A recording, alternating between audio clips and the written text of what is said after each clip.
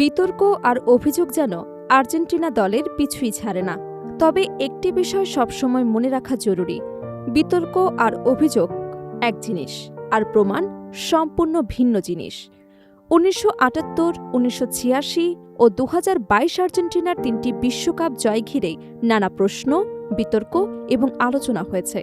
কিন্তু এসব অভিযোগের পক্ষে আজ পর্যন্ত কোনো অকাট্য বা চূড়ান্ত প্রমাণ সামনে আসেনি। তবু ফুটবলের সৌন্দর্য হয়তো এখানেই। কেউ ইতিহাসে চোখ রাখে ট্রফির দিকে, কেউ মুগ্ধ হয় মাঠের অসাধারণ নৈপুণ্যে, আবার কেউ পুরো ৯০ মিনিট বিশ্লেষণ করে রেফারির প্রতিটি সিদ্ধান্ত দেখে। তাই বিশ্বকাপ শেষ হলেও বিতর্কের বাঁশি যেন থামেই না, বছরের পর বছর ধরে চলতেই থাকে আলোচনা। ২০২৬ বিশ্বকাপের নকআউট পর্বে মিশরের বিপক্ষে আর্জেন্টিনার ম্যাচেও নতুন করে সেই পুরনো বিতর্ককে সামনে নিয়ে এসেছে। ম্যাচে মিশরের একটি গোল বাতিল হয়, মোহাম্মদ সালাহকে ঘিরে সম্ভাব্য পেনাল্টির দাবি ওঠে এবং রেফারির একাধিক সিদ্ধান্ত নিয়ে সামাজিক যোগাযোগ মাধ্যম থেকে শুরু করে ফুটবল বিশ্লেষকদের মধ্যে তুমুল আলোচনা শুরু হয়। ম্যাচ শেষ হলেও বিতর্কের রেশ কাটেনি। তবে এটি আর্জেন্টিনার জন্য নতুন কোনো অভিজ্ঞতা নয়, বরং ইতিহাস বলছে দেশটির বিশ্বকাপ সাফল্যের সঙ্গে বহুবারই বিতর্কের প্রসঙ্গ উঠে এসেছে।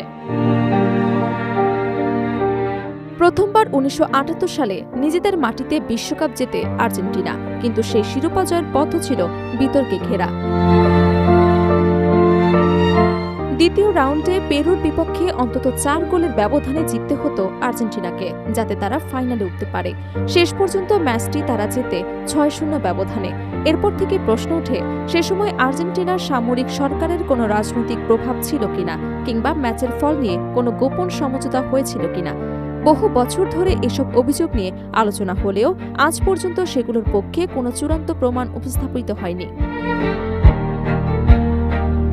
এরপর আসে ১৯৮৬ বিশ্বকাপ, যে আসর মানে ডিয়েগো ম্যারাডোনা, আর ম্যারাডোনা মানে হ্যান্ড অফ গড। ইংল্যান্ডের বিপক্ষে কোয়ার্টার ফাইনালে তিনি হাত দিয়ে বল জালে পাঠান, কিন্তু রেফারি সেটিকে গোল হিসেবে স্বীকৃতি দেন। সেই সিদ্ধান্ত আজও বিশ্বকাপ ইতিহাসের অন্যতম বিতর্কিত মুহূর্ত হিসেবে বিবেচিত হয়। তবে একই ম্যাচে কয়েকটি মিনিট পর ম্যারাডোনা মাঝমাঠ থেকে একক প্রচেষ্টায় যে গোলটি করেন, সেটিকে অনেকেই ফুটবল ইতিহাসের সর্বকালের সেরা গোল হিসেবে স্বীকৃতি দেন। এই ম্যাচেই শতাব্দীর অন্যতম সেরা গোল এবং সবচেয়ে বিতর্কিত গোল, এমন ঘটনা ফুটবল ইতিহাসে খুবই বিরল। সর্বশেষ ২০২২ কাতার বিশ্বকাপেও বিতর্ক আর্জেন্টিনার পিছু ছাড়েনি। লিওনেল মেসির নেতৃত্বে দীর্ঘ ৩৬ বছরের অপেক্ষার অবসান ঘটিয়ে বিশ্বকাপ জেতে আলবিসেলেস্তেরা। তবে পুরো টুর্নামেন্ট জুড়ে আর্জেন্টিনার পক্ষে একাধিক পেনাল্টি, VAR এর কয়েকটি সিদ্ধান্ত এবং ফাইনালে মেসির দ্বিতীয় গোলের সময় আর্জেন্টিনার কয়েকজন বদলি খেলোয়াড় মাঠে ঢুকে পড়ার ঘটনা নিয়ে ব্যাপক আলোচনা হয়। যদিও ম্যাচ পরিচালনাকারী কর্মকর্তারা গোলটি বৈধ ঘোষণা করেন, ফলে ফলাফলে কোনো পরিবর্তন আসেনি, তবু সামাজিক যোগাযোগ মাধ্যমে সেই বিতর্ক এখনও আলোচনার বিষয়। এবার ২০২৬ বিশ্বকাপেও মিশরের বিপক্ষে নাটকীয় ম্যাচের পর আবারও সেই পুরনো প্রশ্ন সামনে এসেছে।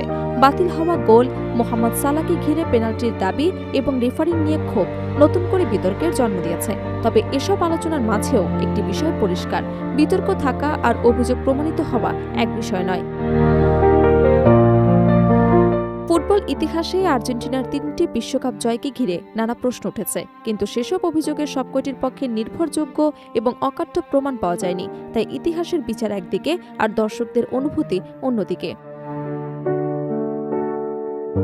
এখন প্রশ্ন একটাই, যদি ২০২৬ বিশ্বকাপেও শেষ পর্যন্ত ট্রফি ওঠে আর্জেন্টিনার হাতে, তাহলে কি আবার শুরু হবে নতুন বিতর্ক, নাকি মাঠের পারফরমেন্সই সব প্রশ্নের জবাব দিয়ে দেবে?